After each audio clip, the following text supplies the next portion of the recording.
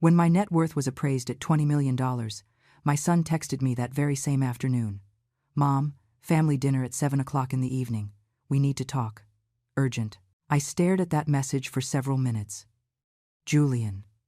My son Julian, who had gone months without calling me, without asking how I was doing, without even sending a casual text, and there he was, summoning me with that sudden urgency, with that formal tone trying to disguise something I already knew all too well. So, I decided to show up with something they did not expect, the complete truth about who really controlled that fortune, and the absolute certainty that this time I would not stay silent.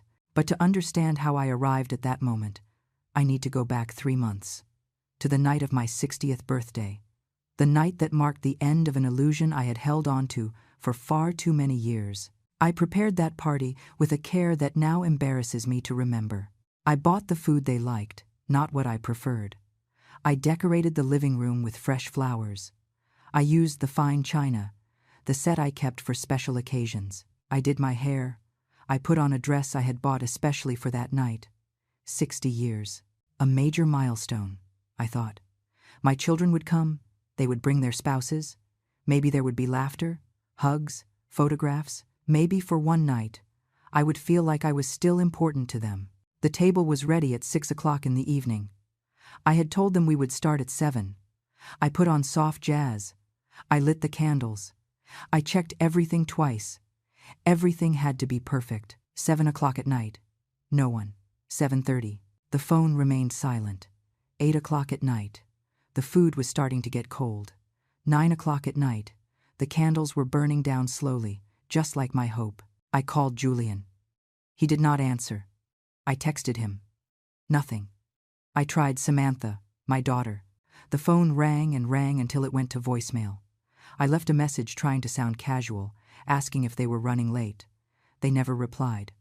At 10 o'clock at night, I blew out the candles. I packed the food into containers I knew no one would come to claim. I took off the new dress and put on my usual comfortable clothes. I sat on the sofa, in the dark, looking at that empty table I had prepared with so much love. I did not cry that night. The pain was too deep for tears. It was something heavier, denser. It was the final realization that to my children, I simply did not matter enough. The next day, Julian sent a text. "Sorry, Mom, a work thing came up. I will call you." He never called. Samantha sent another one 2 days later. "Sorry, Mom, got my schedules crossed. I will swing by to see you soon." She did not come either. Empty excuses. White lies that hurt more than the silence. That night of my 60th birthday, something changed in me. It was not dramatic or sudden. It was silent, like a door closing softly but firmly. I understood that I had spent decades waiting for crumbs of affection from people who had turned me into something optional, something they could discard when it suited them. My children, Julian and Samantha, the children I raised alone after their father abandoned us when they were little, the children for whom I worked 2 jobs so they would never lack anything, the children who grew into adults who looked at my life with disdain. Julian was always critical. Since he was young, he had that way of making comments that sounded like advice, but were actually disguised reproaches. "Mom, you should take better care of your image. Mom, those clothes are out of style. Mom, you do not understand how the world works now." He married a woman who shared that view. Someone who came from old money, with contacts, with that veneer of success Julian always chased. They never felt I was good enough for their social circle. Samantha was different, but equally painful. She was simply ashamed of my job, of my modest house, of the way I spoke, of the way I dressed. When she got engaged to a man of good standing, the visits became spaced out until they almost disappeared. Both of them built lives where I was an uncomfortable presence, a working-class mother who did not fit into their aspirations of status. They called me occasionally, always in a rush, always with excuses to hang up quickly. The visits were brief, tense, full of awkward silences, but I kept waiting. I kept believing something would change, that eventually they would see everything I had done for them, that the love I had given them for years would finally be reciprocated. My 60th birthday was my last hope, a major celebration, an opportunity to reconnect, to feel, even if just for one night, that I was still their mother, and that meant something. And they abandoned me. During the weeks following that birthday, something in me hardened, not with bitterness, but with clarity. I stopped expecting their calls. I stopped inventing excuses to contact them. I stopped pretending that their indifference did not hurt. I focused on myself, on my work, on my investments, on the projects I had been quietly building for years while they assumed I was just an older woman with no resources and no future. And then came the valuation. $20 million. Properties I had bought strategically, lots of land I acquired when no one wanted them, and that were now worth fortunes. Investments I had made with the money I saved, working tirelessly. For years, my children assumed I lived paycheck to paycheck, that I barely had enough to survive. They never asked. They were never really interested in my life. If they had, they would have discovered that their mother, whom they underestimated so much, had built a considerable estate. The afternoon I received the official valuation documents. My phone rang. It was Julian. "Mom, family dinner at 7 o'clock in the evening. We need to talk. Urgent." "No, hi, Mom, how are you?" "No. It has been a while since we talked." Just a direct summons. Urgent. Almost like an order. I responded with a single word. "Where?" He gave me the address of an upscale steakhouse downtown. The kind of place they had never invited me to before. The kind of place where my children went with their important friends, with their business contacts, but never with me. I hung up the phone and stared at that address. I knew exactly what that urgent dinner meant. I knew it was not love, nor regret, nor a desire to reconnect. It was interest, pure and simple self-interest. Someone had told them about my assets. Someone had mentioned the $20 million. And now, suddenly, I was relevant. Now I was worth a family dinner. The irony was so obvious, it almost made me smile. 3 months ago, they left me alone on my birthday. Now they were summoning me with urgency. So I decided to show up, but not as the submissive mother I had always been. Not as the woman who accepted crumbs of attention with gratitude. This time I would go prepared, aware, with my eyes wide open. To understand why this sudden invitation did not surprise me, you need to know who Julian and Samantha really are. Not the children I imagined having when I held them as babies in my arms, but the people they became. Julian was born when I was 23. His father left us when he was barely 5. I got up every morning before dawn for years to work, first cleaning offices, then at a factory, later as an administrative assistant. All so he would have what I never had. I paid for his entire college education. Every semester, every book, every supply he needed. I worked double shifts so he could study without worries. He graduated with an MBA, with honors. I was at his graduation, sitting in the back rows because I arrived late from work. I remember that after the ceremony, when I went to hug him, he looked around as if verifying who was watching us. His hug was quick, uncomfortable. Even then, I was something he preferred to keep discreet. He got a job at a major corporation. He met his wife in that corporate environment. She came from a wealthy family, with a well-known last name, with connections. When he introduced me to her, I noticed how she appraised me from top to bottom, as if calculating whether I represented a problem for her image. The wedding was elegant, expensive, in a ballroom I never could have afforded. I sat at a side table, far from the important guests. During the speech, Julian thanked his mentors, his friends, his wife's family. He mentioned me briefly, almost like an obligation. After that, the visits became sporadic. He always had meetings, commitments, work events. When I called him, he answered with monosyllables. When I suggested visiting him, there was always a reasonable excuse. His texts were dry, functional. "I am fine, Mom. Lots of work. Talk later." That later never came. Samantha was born 2 years after Julian. She was a sweet girl, or so I believed for a long time. Maybe she was, before the world taught her to be ashamed of where she came from. With her, I also made sacrifices. I worked overtime to pay for coding classes, French lessons, everything that could give her an advantage in life. She graduated as a graphic designer. I was at her graduation too. She also hugged me in a rush. Samantha was always more direct with her discomfort. I remember one time I went to visit her at her apartment. She lived in a modern building, with security and a fancy lobby. When I rang the bell, she took a long time to open. When she finally did, I noticed she had hidden the photographs she had on the table. "Mom, you should have called before coming," she told me, blocking the entrance with her body. "I have friends arriving soon." I understood the message. I was not someone she wanted her friends to meet. I made up an excuse and left. I cried on the bus ride home. When she got engaged, her fiancé was a successful architect. Traditional family, generational wealth, private school education. The first time she invited me to dinner with him, she said, "Mom, please wear something elegant." I bought a new dress with money I did not have. I fixed myself up the best I could. During dinner, her fiancé asked me polite questions, but I felt every answer of mine was being evaluated, judged. Samantha interrupted me constantly, correcting what I said, changing the subject when I mentioned something about my life. Her wedding was even more ostentatious than Julian's. I paid what I could to help, though I know what I contributed was insignificant compared to what his family paid. At the wedding, I was also at a separate table. I was also mentioned briefly in the speeches. After her marriage, Samantha practically disappeared from my life. Calls spaced out until they became sporadic messages on important dates. Mother's Day, Christmas, my birthday. Generic messages, without substance, without real interest. Both of them, Julian and Samantha, built lives where I was an uncomfortable stain they preferred to keep hidden. Both married people who reinforced that view. Both turned me into something optional, something they could ignore without consequences. For years, I asked myself what I had done wrong. I replayed conversations, moments, decisions. I tried to find the mistake, the exact moment I lost them.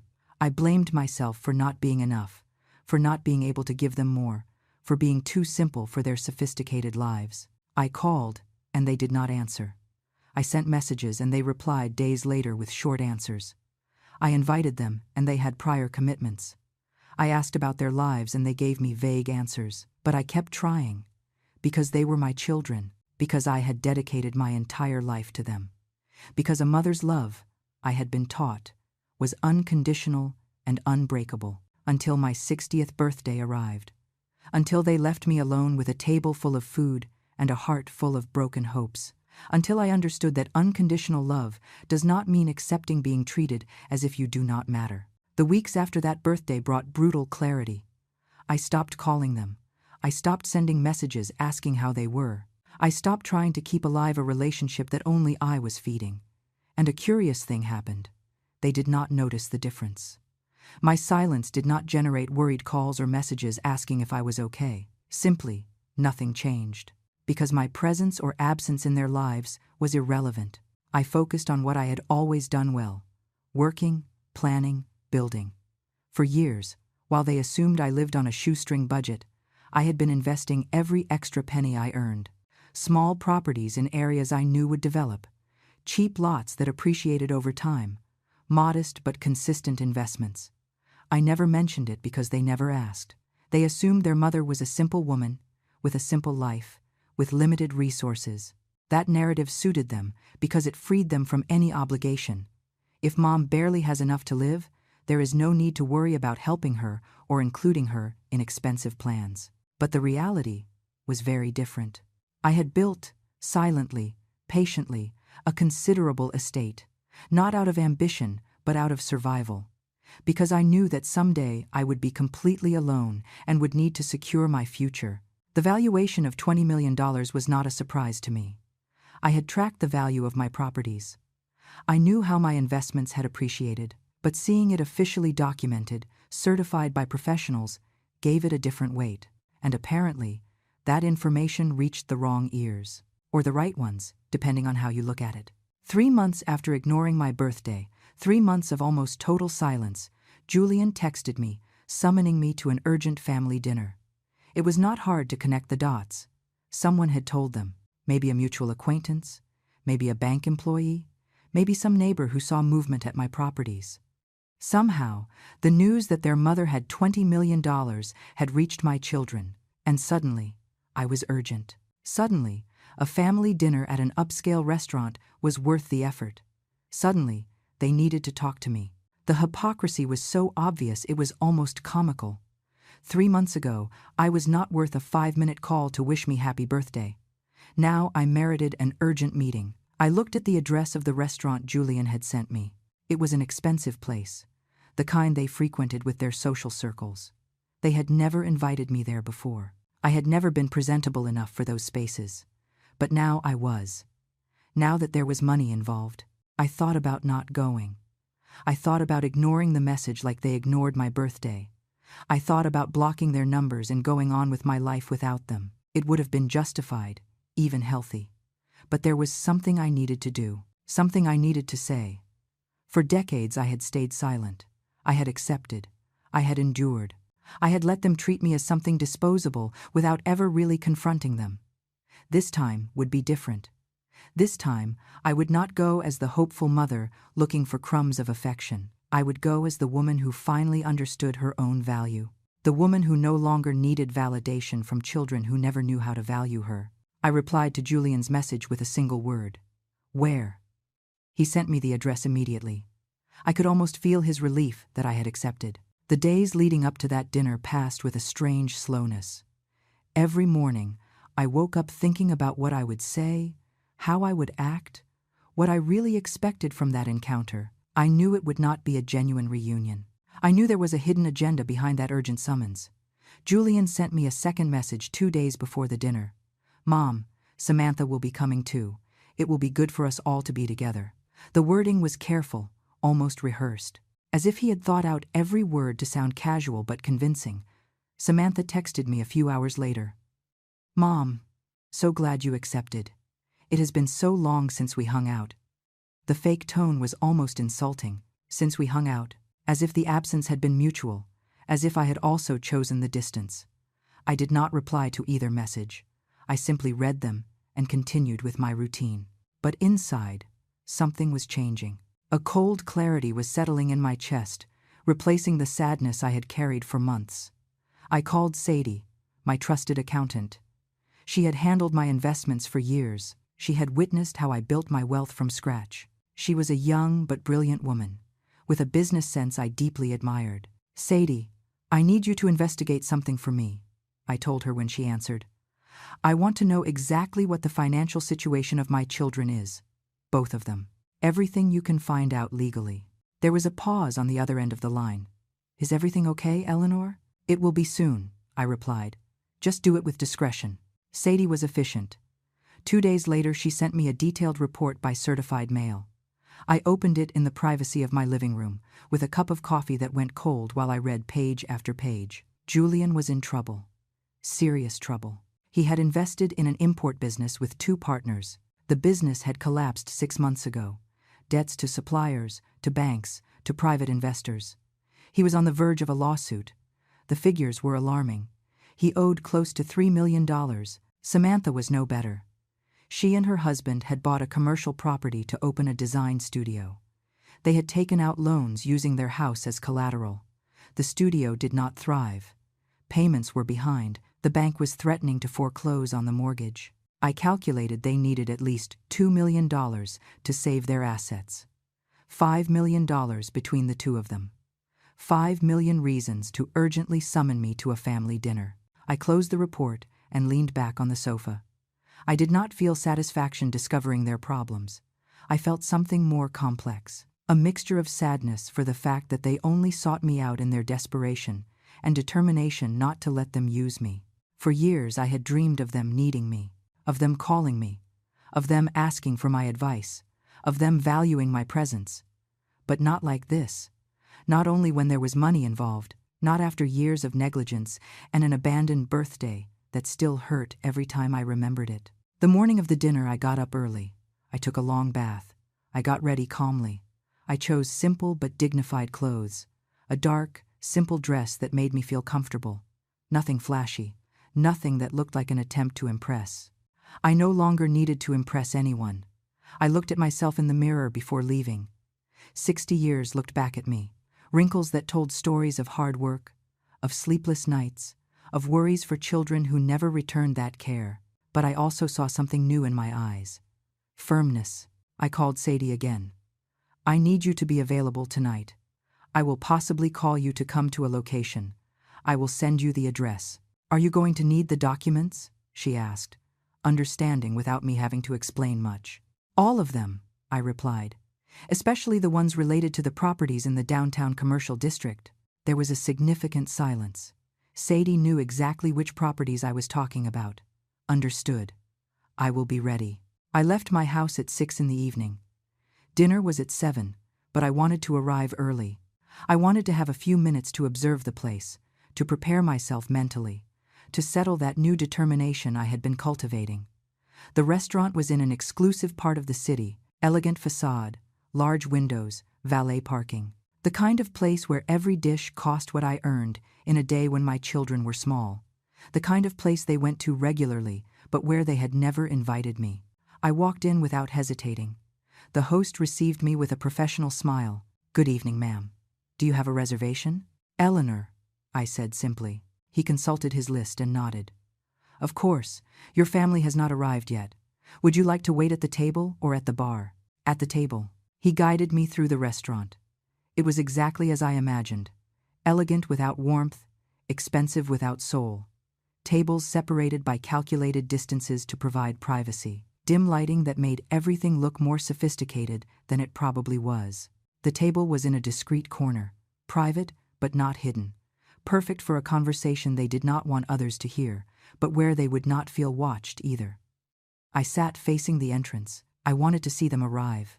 I wanted to observe their faces before they saw me. I ordered a mineral water and waited.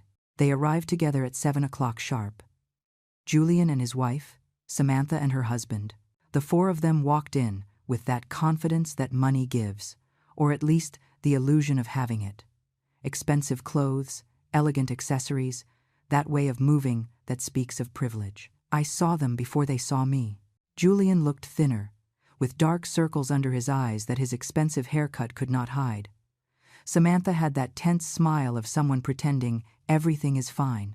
Their spouses looked equally tense, speaking to each other in low voices. When they finally saw me, their expressions changed. Julian flashed a wide, almost exaggerated smile. Samantha picked up her pace, opening her arms as if she were genuinely excited to see me. Mom, Julian said, upon reaching the table. He leaned in to hug me. A hug longer than usual, more effusive. Fake. So good to see you. Samantha hugged me next. Mom, you look great. That dress looks beautiful on you. She had never commented positively on my clothes before. Never. Their spouses greeted me with forced courtesy. Kisses on the cheek, smiles that did not reach their eyes. We all sat down. The waiter appeared immediately, with menus and the wine list. Let's order a bottle of wine to celebrate, suggested Samantha's husband. Celebrate what? I asked with a neutral voice. There was a brief, awkward silence. Celebrate that we are together, Julian replied quickly. It has been a long time since we shared a moment like this. The five of us, as if we were a united family, as if the last times we had been together had not been tense and brief encounters, as if my 60th birthday had not happened. They ordered wine. I stuck to my mineral water. Julian ordered plates to share, ostentatiously expensive. His wife commented on the restaurant, on how hard it was to get a reservation, on how exclusive the chef was. Samantha asked me superficial questions. How was my health? If I was still going to my yoga classes, if I had seen any good series lately. Questions that sounded like a rehearsed script, like filler conversation before getting to the real topic. I answered with monosyllables. Good. Yes. Some. I did not give them more than what they asked for. I watched them act out their play, waiting for the moment they would drop the mask. Julian's husband spoke about his work, about important projects, about demanding clients. Everything sounded too elaborate, too perfect, as if he were trying to impress me or perhaps convince himself that everything was going well. The food arrived. Artistic dishes, small portions, impeccable presentation. They ate while making comments about every dish, about the flavor combinations, about the chef's technique. I ate in silence, observing. Julian filled my wine glass even though I had not touched it. Mom, relax a little. Enjoy. I am enjoying, I replied without emotion. Samantha exchanged a look with her brother. A quick but revealing look. It was time. They had already fulfilled the part of the family charade. It was time to get to the point. Julian wiped his mouth with his napkin, took a sip of wine, and leaned slightly forward. "Mom, there is something we wanted to talk to you about." There it was. I put down my fork carefully, crossed my hands on my lap, and looked him directly in the eyes. "I am listening." The restaurant continued with its discreet murmur around us. Muffled conversations, contained laughter, the occasional clinking of glasses toasting. All that background noise made our table seem like a silent island in the middle of an ocean of normality. Julian cleared his throat slightly. He had that expression I knew well, the one he wore when he was about to ask for something but wanted it to seem casual. I had seen it when he needed money for college, when he wanted me to lend him the car, when he wanted me to look after something for him without it seeming like an imposition. "Mom, I do not know if you are aware, but lately we have been going through some challenges," he began. His voice sounded rehearsed, as if he had practiced these words in front of the mirror. I looked at him without answering. I just waited. I had learned that silence made people reveal more than they planned. His wife put her hand on his in a gesture that seemed supportive, but which I recognized as part of the performance. "It has been a difficult period for everyone," she added with a soft voice. "The economy, you know. Businesses are not what they used to be." Samantha nodded with a worried expression. "We have also felt the impact. Mom, things are complicated for many families." Families. As if we were a functional family that shared problems and solutions. As if they had ever consulted me about their difficulties before needing my money. "What kind of challenges?" I asked with a neutral, almost clinical voice. Julian exchanged another look with Samantha. They were coordinated, that was evident. They had planned this conversation. Probably discussed every point, every persuasion strategy. "Well," Julian continued, "a while ago I invested in a business with some partners. It was an excellent opportunity. A market with a lot of potential. Import of specialized products. Something that really seemed solid." He paused, waiting for me to ask more. I did not. I simply kept looking at him. "The thing is, there were complications, problems with suppliers, delays at customs, some partners who did not do their part. You know how these things are." "No, I did not know. Because you never told me about that business. You never asked for my opinion before investing. You never considered that your mother, with decades of experience managing limited finances and making hard decisions, could have something useful to contribute." His wife leaned forward, with an expression of calculated worry. "We have tried to handle this ourselves. Eleanor, we did not want to worry you, but the situation has become delicate." Delicate. What an elegant word to describe the financial disaster my accountant had detailed in her report. $3 million in debt, legal threats, partners looking for someone to blame. Samantha took her turn. "We have also had our problems, Mom." Her voice had a tone of studied vulnerability. "The studio we opened with so much enthusiasm, well, it has been harder than we expected." Her husband nodded with a somber expression. "We invested a lot, maybe too much. We trusted the market would respond, but the competition is fierce. And with the loans we had to take out," he left the sentence unfinished, as if it were too painful to continue, as if the weight of his bad decisions was something worthy of pity and not responsibility. The waiter appeared to clear the plates. We all fell silent while he worked with discreet efficiency. When he walked away, the tension at the table had increased. They could no longer hide behind the food and superficial comments. Julian took a deep breath. "Mom, recently we found out that, well, that you have had quite a bit of success with your investments." There it was. The real reason for this meeting. Not my well-being, not the desire to reconnect, not regret for years of negligence. Only the money. Success? I repeated the word as if I were tasting it. "Yes," Samantha intervened quickly. "We heard your properties appreciated a lot, that you made smart investments. We are so proud of you, Mom. Really impressed that you accomplished that all by yourself." Proud. Impressed. Words I had never heard from their lips before. Words that appeared now, conveniently, when they needed something from me. "You never asked about my investments before," I said with a calm voice. An awkward silence fell over the table. Julian shifted in his chair. "Well, Mom, you were always so private about those things. We did not want to intrude. Private, another elegant word. What I had really been was invisible to them. My activities, my decisions, my entire life had been something that did not interest them enough to ask. Julian's wife tried to soften the moment. What Julian means is that we always respected your privacy. But now that we know how well you have done, it brings us a lot of joy. Joy. Sure. The joy of discovering that the mother they had ignored for years had $20 million. That kind of joy was easy to understand. Julian leaned closer to me. Mom, the reason we wanted to speak with you is because, well, we thought that as a family, we could help each other. As a family. That word again. They used it like a shield, as if invoking blood ties was enough to erase years of abandonment. Help each other? I asked, maintaining my neutral tone. Samantha nodded enthusiastically. Exactly. Look, we are going through a tough time, but it is temporary. We just need some financial breathing room to reorganize everything. And you, well, you have resources that you could lend temporarily. Lend. As if it were that simple. As if lending millions of dollars to children who had never shown responsibility or consideration was equivalent to lending a cup of sugar to a neighbor. Samantha's husband added, Of course, everything would be with legal documents, with fair interest, with a clear payment plan. We are not asking for a gift, just an opportunity to get ahead. How considerate, offering me interest on my own money. As if that changed the nature of what they were doing. Julian pulled a folded paper from his pocket. He put it on the table, between us. In fact, we ran some numbers.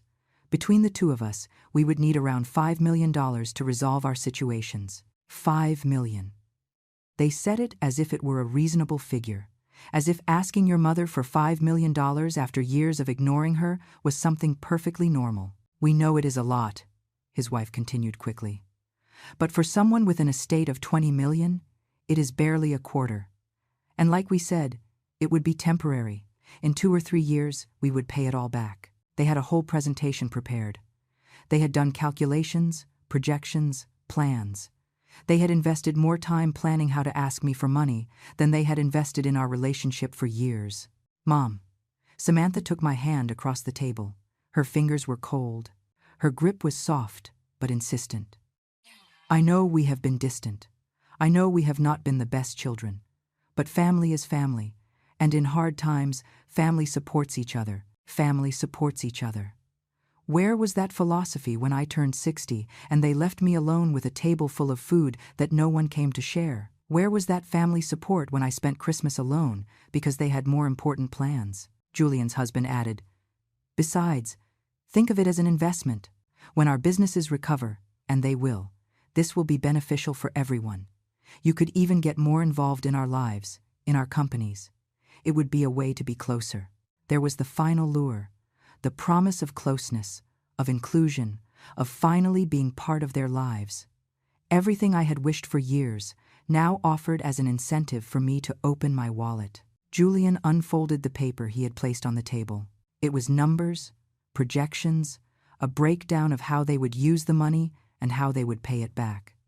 Everything very professional, very convincing for someone who did not know the truth behind those figures. Look, Mom, he pointed to the columns of numbers. Here everything is detailed. $3 million for me, to settle the business debts and have capital to restructure. $2 million for Samantha and her husband, to save their house and relaunch the studio. I studied them while they awaited my reaction. 4 pairs of eyes fixed on me, full of anxious expectation. I could feel the tension, the barely contained need. This was not a casual request. It was desperation disguised as a business plan. And what happens if you cannot pay the money back? I asked.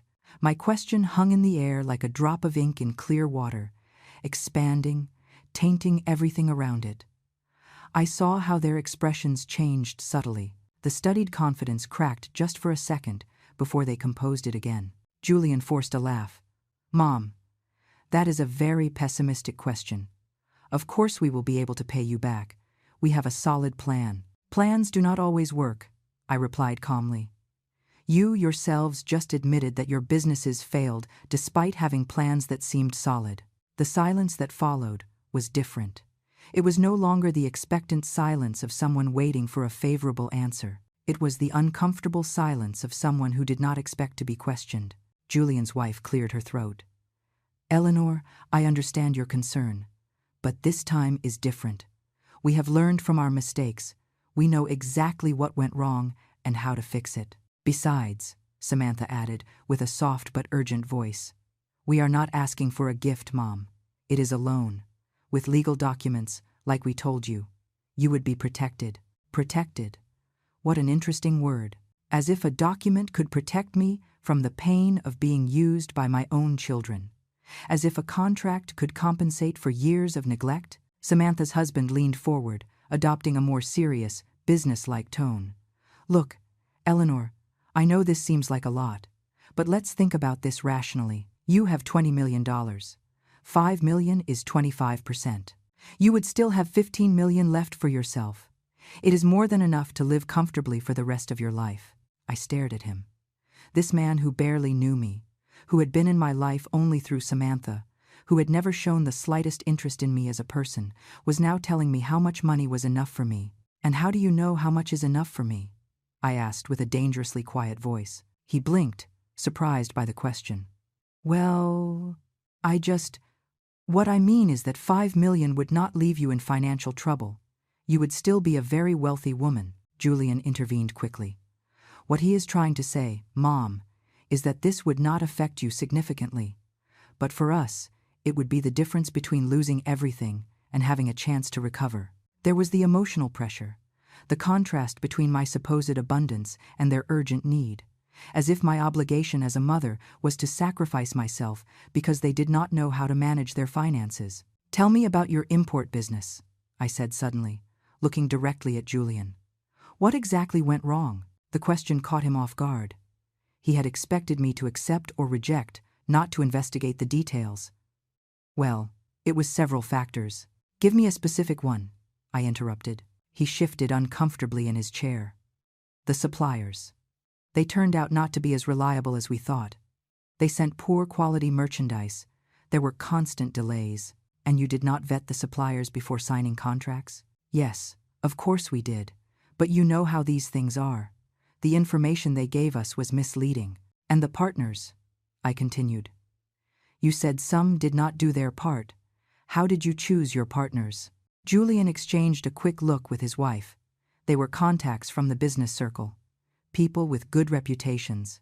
Did you verify their finances? Their business histories? Mom. His tone was becoming defensive. I do not understand where you are going with this. I want to understand how you made decisions that resulted in a debt of $3 million.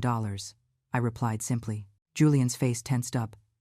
How do you know exactly how much I owe? The question slipped out before he could stop it. There it was. The first slip. The first crack in his carefully constructed facade. You just confirmed it for me, I said quietly. Samantha rushed to intervene, trying to soften the rising tension. Mom, I understand you want to know details. It is natural, but this is not an interrogation. We are your family. We come to you with trust, with honesty, asking for your help. I turned to her. And your design studio? Tell me what happened there. Samantha blinked. I already told you, the market is very competitive. No, tell me specifically. What services did you offer? Who were your target clients? What was your marketing strategy? My daughter looked at me as if I were speaking another language. Mom, I do not think you need to know all that to lend you $2 million? Yes, I think I need to know. Her husband spoke then, with a tone that intended to be patient but sounded condescending. Eleanor, with all due respect, these are very technical questions about the design and business world. I do not want you to get confused with details that maybe you would not understand. I finished the sentence. Because I am just an older woman without a sophisticated education? The atmosphere at the table changed abruptly. The pretense of family cordiality was crumbling rapidly. No one is saying that, Julian said firmly. But Mom, you are being unnecessarily difficult. We are just asking you to help us. As a family, added Samantha, with a tone that was starting to sound more desperate than sweet. I looked at both of them. My children, the babies I had held in my arms, the children I had raised alone, the teenagers for whom I had sacrificed everything. Now they were strangers sitting in front of me, strangers who only saw me as a source of money. When I turned 60, I said slowly, I prepared a special dinner. Do you remember? The change of subject threw them off. Julian furrowed his brow. Mom, that has nothing to do with. Do you remember? I repeated, more firmly. Samantha lowered her gaze. Mom, we already apologized for that. No, I said clearly. You never apologized. You sent vague texts days later. Something came up. Schedules got crossed. But never a real apology. Julian sighed with exasperation. Okay, we are sorry. We are very sorry. It was a mistake, okay? But we cannot change the past. We are here now, trying to build a better future. A better future for whom? I asked. For everyone, his wife replied quickly. For the whole family. Family. I repeated the word, as if it were new to my vocabulary. It is curious how that word appears so much tonight. I did not hear it much over the last few years. I did not hear it on my birthday. I did not hear it during the Christmases I spent alone. I did not hear it in any of the moments when I needed you. Mom, please. Samantha reached her hand toward me again, but this time I pulled mine away. Do not be like this. We know we have made mistakes, but now we are trying to make things right. Make things right? My voice rose slightly. Enough for a couple of diners at nearby tables to turn briefly. Making things right is showing up when you need money. It is summoning me urgently, not because you miss me, not because you want to know how I am, but because you are in financial trouble. Julian's wife put her hand on his arm, as if warning him to keep calm. Eleanor, I understand you are upset. You have every right, but punishing us now, when we need you most, is not going to fix the past. I am not punishing you, I replied, with a calm that surprised even myself. I am asking you the questions that any sensible person would ask before lending $5 million. Samantha's husband leaned back in his chair, crossing his arms. His body language had changed completely. He was no longer the polite son-in-law. He was a frustrated man who was not getting what he wanted. Look, Eleanor. His tone was different now, harder. Let's be honest here. That money you have, a big part comes from properties you bought in areas that developed because people like us, professionals, invested in those areas. Your wealth is not just a product of your effort. It is also the result of the economic ecosystem that we are part of. I looked at him, unable to believe what I had just heard. You are telling me that my money is partly thanks to you? Not exactly. Julian tried to soften his brother-in-law's words. But yes, in a sense, we are all part of the same economic system. And therefore, I interrupted, I owe you something. That is the logic. Samantha shook her head quickly. No, Mom, it is not like that. Please, do not twist what we are saying. Then tell me exactly what you are saying. I looked at all of them. Tell me without beating around the bush, without euphemisms, without this performance of a united family. What exactly do you expect from me? Julian took a deep breath. When he spoke, his voice had an edge that had not been there before. We expect you to act like a mother, that you support your children when they are in trouble, that you use your resources to help your family. How did you support me when I needed you? I asked. When did you need us? Samantha sounded genuinely confused. You never asked us for help, Mom. I should not have to ask you to show up for my birthday, I said with a low but firm voice. I should not have to beg you to call me once in a while. I should not have to plead for crumbs of your attention. The silence that followed my words was dense, loaded with all the truths we had avoided for years. The diners around us continued with their lives, oblivious to the silent collapse that was happening at our table. Julian clenched his jaw. I could see how he fought to maintain composure, not to lose control of this conversation that clearly was not going according to his plan. Mom, this makes no sense. You are mixing emotional things with a practical financial decision. Ah, yes. I tilted my head slightly. And you are not using emotional manipulation by calling me for an urgent family dinner, instead of simply asking me for a business meeting? His wife intervened with a tense voice. It is not manipulation. You are his mother. We thought you would want to know what we are going through. Now you want me to know what you are going through. I let out a brief laugh, without humor. Where was that transparency the last 3 years? The last 5? When did you decide that I deserved to know about your lives? Samantha had tears in her eyes. I was not sure if they were genuine or part of the strategy. Mom, I know we have been bad children. I accept it. But are you going to let us lose everything just to punish us? Are you going to allow your own family to sink? I am not sinking you, I replied calmly. You are sinking yourselves with decisions you made without consulting me, without including me, probably while you were ashamed for anyone to know your mother was a simple worker. Julian's husband let out a sigh of frustration. This is ridiculous. We are going in circles. Eleanor, the question is simple. Are you going to help your children or not? The way he put it, so direct, so stripped of any pretense, was almost refreshing. At least we were no longer pretending this was about family and love. The question is not that simple, I replied. The real question is, why should I invest $5 million in people who have proven to be financially irresponsible and emotionally distant? Julian slammed his napkin onto the table with more force than necessary. Because we are your children. Because you gave us life. Because a mother does not abandon her children when they are in trouble. His words hit me like an invisible slap. A mother does not abandon her children, I repeated slowly. How interesting that you use those words. Tell me, what do you call what you did to me? We did not abandon you, protested Samantha. We just were busy. Life is complicated, Mom. We have jobs, responsibilities. I had jobs too, I interrupted her. Multiple jobs. And yet I was always available for you. I always answered your calls. I always showed up when you needed me.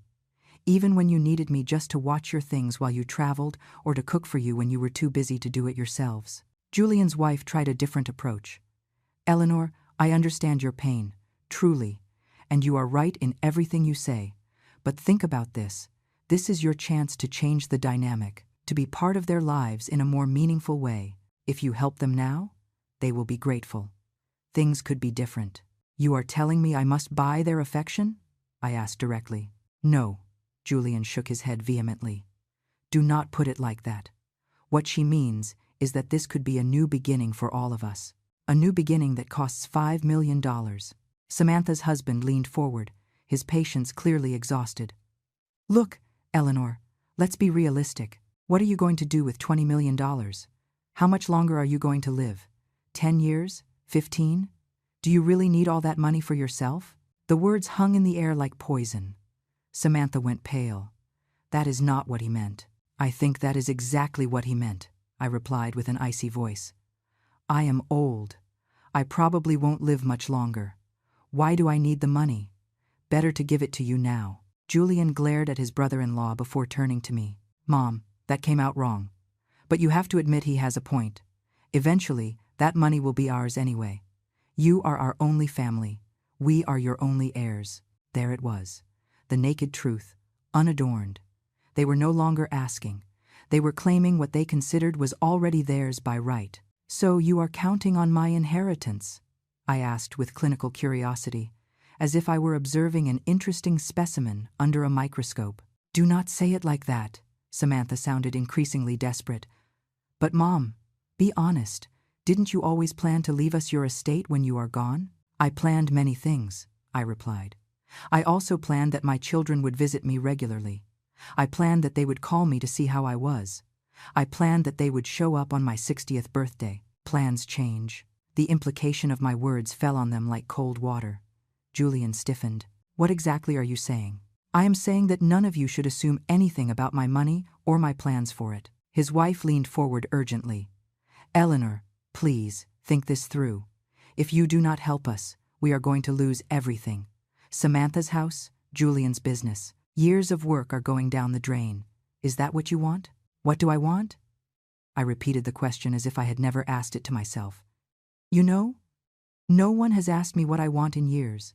You tell me what you need, what you expect, what I should do. But no one ever asks what I want. Samantha's husband leaned back in his chair, his expression hardening. Fine. We are asking you. What do you want, Eleanor? I looked directly at him. I want to know why my daughter did not come to my birthday. The real reason, not the excuse about cross schedules. Samantha opened her mouth, but I raised my hand to stop her. And I want Julian to tell me why he called me only 3 times all of last year, and 2 of those times were to ask me to receive a package at my house because he wouldn't be there. Julian avoided my gaze. Mom, we already talked about this. No, I interrupted him. We have not talked about this. You have given excuses, you have minimized, you have deflected. But we have never talked honestly about how you have treated me. Julian's wife sighed with exasperation. And what good does it do to talk about that now? The past is the past. What matters is the present and the future. The past matters, I said firmly. The past is the only thing I have to evaluate if you are going to keep the promises you are making now. And the past tells me you are people who promise and do not deliver. Who say, I'll call you and never call. Who say, see you soon and disappear for months. Samantha finally broke down crying. Tears ran down her cheeks as she spoke with a broken voice. Mom, please, we are going to lose our house. Do you understand that? The bank is going to foreclose. We are going to be on the street. You are not going to be on the street, I replied, with more knowledge than I should have. You are going to lose a property in which you invested recklessly. You will have to look for a more modest place to live, like I did for decades. Julian looked at me with growing suspicion. You speak as if you know exactly what our situation is. I know enough, I replied, without giving more details. You have been investigating us. His voice rose in pitch, spying on us. I have been being prudent, I corrected. Something you should have done before getting into the problems you are in now. Samantha's husband hit the table softly with his fist, making the glassware clink. This is unbelievable. We came here in good faith, being honest about our problems, asking family for help. And you meet us with this? With accusations and reproaches? You came here out of obligation, I corrected him. Because you have no other choice. If you had access to that money any other way, I would still be receiving no calls. Julian stood up abruptly. You know what, Mom? Maybe this was a mistake. We thought we could talk to you like adults, but clearly you are too resentful to have a rational conversation. Sit down, Julian, I said with a quiet but authoritative voice. Something in my tone made him obey, although his expression was of barely contained fury. I am going to tell you something, I continued, and I want you to listen to me very carefully. For 60 years I have been the mother you needed me to be, the one who worked tirelessly, who sacrificed everything, who was always available. And for most of your adult lives, you have been the children you chose to be. Distant, critical, ashamed of me. Mom, Samantha tried to interrupt. I have not finished, I said firmly. Now you are here asking me for $5 million. Not because you love me, not because you value our relationship, but because you have no other choice. And you expect me to simply open my wallet because you invoke the word family. I looked at everyone, one by one. But family is not just a word you use when you need something. Family is what you build day by day, call by call, visit by visit. And you built nothing with me. The words floated over the table, like a final sentence. I saw how each of them processed what I had just said, how their expressions went from surprise to indignation, from denial to a barely contained rage. Julian was the first to regain his speech. His voice trembled, not with emotion but with fury. You know what, Mom? You are right. We have not been perfect. But you were not the perfect mother you now pretend to have been either. I looked at him without blinking. Explain yourself. You were always working, he continued, the words coming out faster now, as if he had been holding them in for years. Always tired, always stressed. You never went to my soccer games. You were never at the school meetings. You left us with neighbors while you worked double shifts. I worked double shifts so you could go to a private university? I replied with a dangerously calm voice. So you had decent clothes, food on the table, a roof over your head? I did not ask you to do all that. His voice rose enough for several tables to turn and look at us. I did not ask you to be a martyr. Maybe if you had worked less and been more present, our relationship would be different now. The twisted logic of his words almost made me laugh. So you blame me for working too hard to give you a good life. How convenient. Samantha joined in, her voice also loaded with years of unexpressed complaints. And you always made us feel guilty. Mom worked so hard for you. I sacrificed myself for you. As if we had to apologize for existing. I never said that, I replied firmly. You did not have to say it. Samantha wiped her tears with anger. It was in every tired look, in every sigh when you came home from work. We grew up feeling like we were a burden. The inversion of reality was so perfect, I almost admired their ability to rewrite history. They, who had ignored me for years, were now accusing me of having made them feel guilty for my existence. Interesting, I said with a neutral voice. So, according to you, I am responsible for working to support you, and I am also responsible for making you feel bad about it. There was no way to win, was there? Julian's wife intervened with a conciliatory but condescending tone. Eleanor, what they are trying to say is that the relationship between you is complicated. There are wounds on both sides, but this is not the time to resolve decades of family issues. The urgency now is financial. The urgency is yours, not mine, I pointed out. Samantha's husband leaned forward, his face flushed. You know what? You are selfish. There, I said it. You have more money than you will ever be able to use, and you do not want to help your own family. That is pure selfishness. Selfishness? I repeated the word slowly. I worked since I was 23 without stopping. I raised 2 children alone. I sacrificed constantly, and now that I finally have something for myself, I am selfish for not giving it away to people who have treated me as invisible. Julian hit the table with his open palm. We are not people.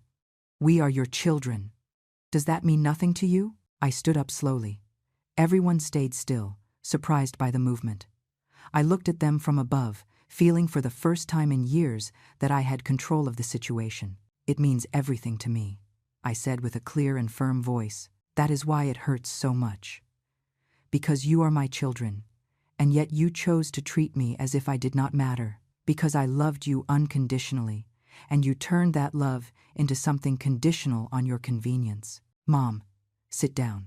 Samantha reached her hand toward me. Please, let's not cause a scene. A scene? I looked at her. Are you worried someone will see us? Are you ashamed of me even now? It is not that. Her voice was small, defeated. It is exactly that, I replied. It has always been that. I was never good enough for you. My job was not prestigious enough. My clothes were not elegant enough. My education was not refined enough. I never fit into the image you wanted to project. Julian stood up too, facing me. If you hate us so much, if we have hurt you so much, then say it clearly. Say you are not going to help us, and let's end this. I looked him in the eyes. I saw the boy he was. The young man who was ashamed of me at his graduation. The man who called me only when he needed something. And I felt something release inside me. I do not hate you, I said quietly. But I am not going to allow you to use me either. I am not going to reward years of negligence with millions of dollars just because now you need me. Then it is a no. Julian's voice was hard, final. You let us lose everything. No, I corrected. You already lost. You lost long before coming here tonight. And it was not for lack of money. Samantha sobbed openly now. How can you be so cruel? How can you let us suffer like this? Cruel? The word came out louder than I intended. I am cruel? You left me alone on my 60th birthday. You left me sitting for hours waiting for you. That was not cruel? It was a mistake, shouted Samantha. A damn mistake. Are you going to punish us forever for that? I am not punishing you, I said with a calm that contrasted with her hysteria. I am simply not going to rescue you from the consequences of your own decisions. Julian's husband stood up too. This is a waste of time. Clearly she has her mind made up. She probably already had this decision made before coming. You are right, I admitted. I did. But I came anyway because I needed to hear you. I needed to confirm that you really only wanted my money and not me. We want both things, Julian tried one last argument. We want a relationship with you, and we need financial help. Why does it have to be one thing or the other? Because the order matters, I replied. If you had built the relationship first, if you had valued me before needing my money, this conversation would be different. But you came to me only when there were $20 million at stake. I took my purse from the chair. Dinner is paid for, I said. Eat whatever you want. I am done here. If you walk out that door, Julian's voice was a barely veiled threat. Do not come looking for us again. Do not call us when you are alone and need company. This ends here. I stopped and looked at him over my shoulder. Julian, I have been alone for years. One dinner more or less will not change that. I mean it, Mom. His voice cracked slightly. If you turn your back on us now, you lose us forever. For a moment, just a moment, I felt the impulse to give in, to go back to the table, to sign the checks, to buy their presence in my life even if it was fake, because he was my son, and part of me still loved him despite everything. But then I remembered the empty table on my birthday. I remembered the years of unanswered calls. I remembered every time they made me feel small, insignificant, dispensable.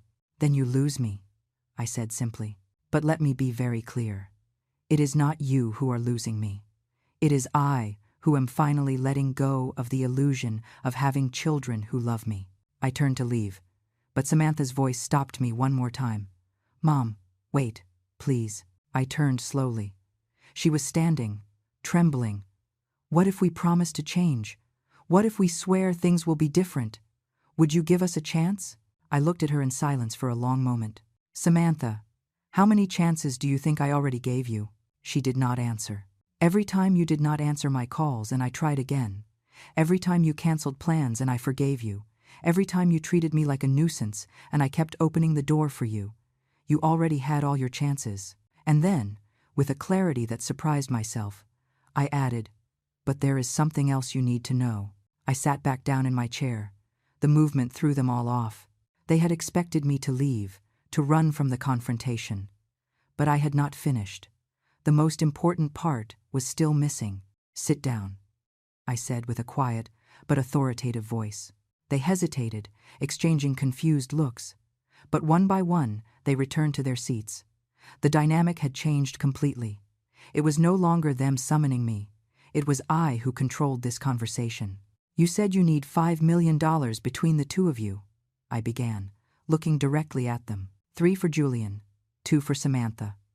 To save businesses that failed due to bad decisions and lack of planning. Julian opened his mouth to protest, but I stopped him with a gesture of my hand. What you do not know, I continued, is that I know exactly what your situation is. Not just the numbers you told me, but the whole truth. Julian's face went slightly pale. What are you talking about? Julian, your import business did not fail just because of unreliable suppliers. It failed because you invested money you did not have in merchandise you did not understand, with partners who had a history of fraud that you never bothered to investigate. His wife tensed in her chair. How do you know that? Because unlike you, I do investigate before making financial decisions, I replied. And Samantha, your design studio did not fail because of the competition. It failed because you spent 80% of the initial capital on decoration and image, and only 20% on real marketing and client acquisition. Samantha stared at me with wide eyes. You have been spying on us. I have been being diligent, I corrected, like any sensible person would do before considering an investment of millions of dollars. Samantha's husband leaned forward aggressively. This is an invasion of privacy. You have no right. I have every right, I interrupted him coldly, especially when you come asking for my money. Or did you expect me to simply sign a check without asking questions? Julian ran his hands through his hair, frustrated. Okay, we made mistakes. We admit it. Where do you want to go with this? I want you to understand something very important, I said, letting every word carry weight. I am not denying you the money just because you hurt me. I am denying it because you are a terrible financial risk. Any sensible investor would do the same. Julian's wife stiffened. We are your family, not an investment. You were the ones who turned this into a financial transaction, I pointed out. You did not come as a family seeking emotional support. You came with spreadsheets and payment plans. So I am evaluating you with the same criteria I would use in any business. The silence that followed was heavy. I could see the reality settling over them. I was not going to give in. There was no pleading or manipulation that would work. Samantha tried one last approach, her voice barely a whisper. Mom, if you do not help us, we are going to lose everything. Do you understand that? Everything. I understand perfectly, I replied. But let me ask you something. When you did not show up for my birthday, did you think about what I lost that night? About the humiliation of waiting for hours? About the pain of confirming that you did not care? No one answered. That night I lost everything too, I continued with a firm voice. I lost the illusion of having a family that loved me. I lost the hope that someday you would value me. I lost years of clinging to a one-sided relationship, and you did not even notice my loss. Julian hit the table softly with his fist. So this is revenge? You hurt us because we hurt you. No, I shook my head. This is self-preservation. I am finally choosing myself instead of waiting for you to choose me. Julian's husband stood up abruptly. I have heard enough. This is ridiculous. Let's go. But Julian did not move. He looked at me with a mix of anger and something else. Fear? Mom, this cannot end like this. There has to be something we can do, something we can say. There was something you could do, I said quietly. Show up for my birthday. Call me occasionally without needing something. Treat me with basic minimum respect. But that time has passed. Samantha stood up too, trembling. You know what? You are right. We were bad children. I admit it completely. But you are going to die alone, Mom. Old, bitter, and alone. And that money you protect so much will not give you the warmth you will need in your final years. Her words sought to hurt me, but they only confirmed what I already knew. To them, I only had value as a source of resources, emotional or financial. I prefer to die alone than to live begging for affection, I replied calmly. And as for the money, at least I will have the satisfaction of knowing I did not waste it on people who never valued it nor me. Julian's wife grabbed her purse. This is useless. She already made her decision. Let's go. But I had not finished. The final revelation was still missing, the one that would change everything. Before you go, I said, taking out my phone, there is something else you should know. The four of them stopped, looking at me suspiciously. I dialed a number and put the phone on speaker. It rang twice before they answered. Eleanor, I am outside as we agreed, said Sadie's voice over the speaker. Do you need me to come in? Yes, Sadie, I replied, without taking my eyes off my children. Please, come to the table and bring the documents. I hung up and looked at their confused faces. There is someone I want you to meet. Julian furrowed his brow. What documents? What are you talking about? I did not answer. I simply waited. 2 minutes later, Sadie appeared at the entrance of the restaurant. I recognized her immediately. Young, professional, with a leather briefcase under her arm. She walked directly toward our table with the confidence of someone who knew exactly what role she played in this drama. Good evening. She greeted everyone politely before turning to me. Eleanor, I brought everything you asked for. Thanks, Sadie. I pointed to an empty chair from a nearby table. Please, sit down. I want my children to meet you. Sadie is my accountant and financial advisor for 8 years now. Sadie shook hands with each of them professionally. I could see the growing confusion on their faces. Sadie, I said formally, could you explain to my children about the properties in the commercial district downtown? A small smile appeared on Sadie's face. She opened her briefcase and took out a folder. Of course, Eleanor owns 4 commercial properties in that zone. She acquired them 3 years ago, when the area was still in development. Julian looked at me without understanding. And what does that have to do with us? Sadie continued, her voice neutral and professional. One of those properties is the building where Samantha and her husband's design studio operates. I saw the color drain from Samantha's face. What? And another one. Sadie turned to the next page. Is the commercial space where Julian had his import business before it closed? The silence at the table was absolute. But there is more. Sadie took out another document. 2 weeks ago, Eleanor acquired the mortgage debt on Samantha's house. And 10 days ago, she bought the debts of Julian's business from his main creditors. The words fell like bombs onto the table. The world seemed to stop at our table. I could see how each of them processed the information, how their brains struggled to comprehend the implications of what Sadie had just revealed. Julian was the first to find his voice, though it came out trembling. What does that mean exactly? Sadie looked at me, waiting for my authorization to continue. I nodded. It means, she explained with a clear and professional voice, that Eleanor is now the primary creditor for both of you. Samantha's house, technically, belongs to her if payments are not met. And Julian's commercial debts are also in her hands. Samantha stood up so abruptly her chair fell backward. That is impossible. When? How? I started the process 2 weeks ago, I replied calmly, right after receiving the invitation to this dinner. When I knew exactly why you were summoning me. Samantha's husband had a face completely red. This is manipulation.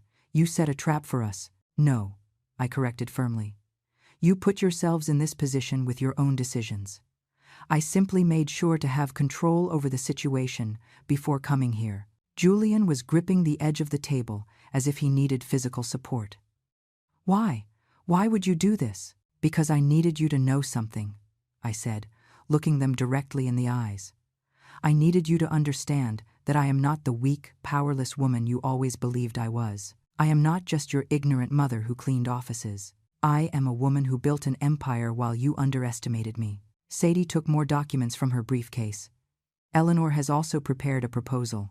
You can keep your properties and restructure your debts, but under very specific conditions. What conditions? Asked Julian's wife with a dull voice. I took the documents from Sadie's hands and placed them on the table, one in front of Julian and another in front of Samantha. You can read them calmly, but I will summarize the main points. I paused, letting the tension build. First, the debt is restructured to 10 years with an interest rate of 3%, well below market. Essentially, I am giving you money almost for free. I saw a glimmer of hope in their eyes, but I continued before they could speak. Second, every month you must present complete financial reports. I will oversee every major business decision.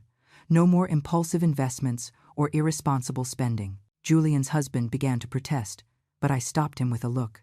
Third, if you miss a single payment, if you hide information, if you try to sell properties without my authorization, I foreclose immediately. No second chances. You lose everything. Julian was reading the document with trembling hands. This is like having a permanent supervisor. Exactly, I confirmed. Because you have proven you are not capable of handling your finances responsibly. I assume that control. Samantha was looking at her document without really reading it. Tears were running down her face. And if we say no? If we reject these conditions? Then, I said with a neutral voice, I execute the debts. You lose the house, you lose the businesses, you lose everything. And I resell those properties to the highest bidder. It is completely legal and within my rights as a creditor. The silence was deafening. Julian's wife was the first to fully understand. You have trapped us. This is not generosity. It is absolute control. Yes, I admitted without shame. But it is more than you would have if I let the banks execute your debts. At least with this option, you keep something. Julian dropped the document onto the table. His voice was barely a whisper. How could you do this to us? How could I? I repeated the question, feeling years of pain finally turn into power. Very easy, Julian. I worked every day of my life. I invested smartly. I educated myself financially. I built relationships with the right people. All while you assumed I was just a simple mother without relevance. I stood up, looking at them from above. For years you held the power in this relationship.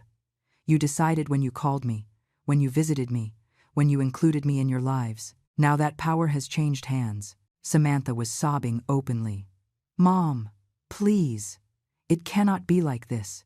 You cannot control us this way. Then reject the offer, I said simply. The decision is yours. You can accept my conditions and keep something, or you can refuse and lose everything. But do not look at me as the villain here. You created this situation. Samantha's husband stood up violently. This is revenge. Pure and simple revenge for a forgotten birthday. It was not just a birthday. My voice rose for the first time all night. It was decades of being treated as insignificant. It was years of unanswered calls.